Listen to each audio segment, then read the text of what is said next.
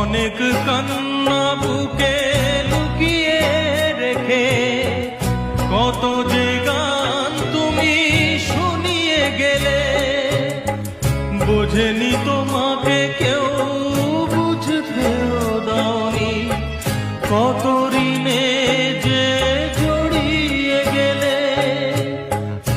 আজকের শিল্পীরা কান্না ছাড়া গোয়া কি দিয়ে মেটাবে সেই গানের দাম? তোমাকে জানাই প্রণাম। অমর শিল্পী তুমি কিশোর কুমার, তোমাকে জানাই প্রণাম।